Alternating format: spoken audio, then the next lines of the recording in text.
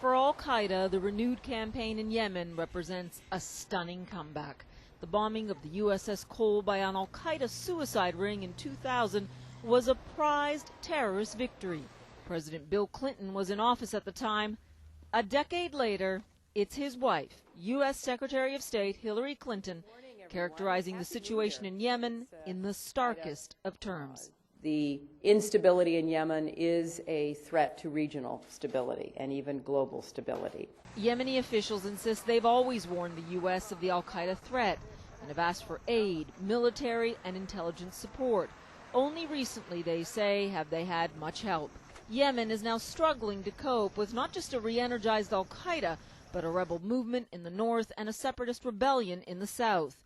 Add to that grinding poverty, an acute water shortage, and a country awash with weapons and potential terror recruits, many nursing a fervent anti-Americanism. In 2008, a suicide bombing at the U.S. Embassy in Yemen killed nearly 20 people, but did not penetrate the embassy walls. Yemeni terrorist connections are deep and far-reaching. Osama bin Laden's father was Yemeni. Many top al-Qaeda operatives are Yemeni. Almost half of the Guantanamo Bay detainees that remain are Yemeni. Some of those already released from Guantanamo have returned to fight for al-Qaeda, like its deputy commander in Yemen, Saeed Ali al-Shiri, who was released from Guantanamo in November 2007. And then there is the chase for Anwar al-Awlaki, an American Yemeni cleric, the so-called Internet Sheikh, who is believed to be hiding out in Yemen. He may have been in communication with alleged Detroit bomber Umar Farouk Abdulmuttalab and described accused Fort Hood killer Major Nidal Hassan as a hero. Republican Senator John McCain says he has been warning of the Yemeni threat for years and was there in August assessing U.S. options. The government of Yemen is going to need our help in combating al-Qaeda.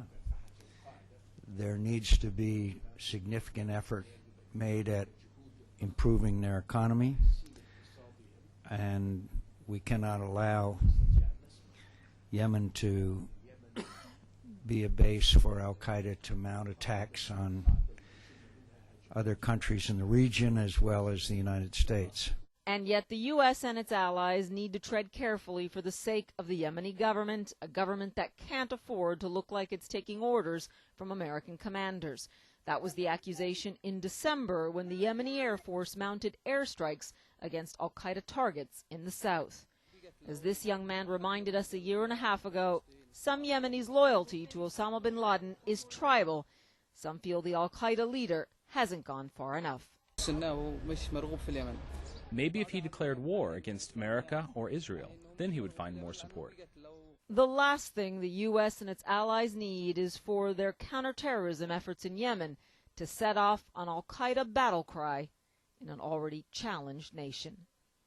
Paula Newton, CNN, Sana'a, Yemen.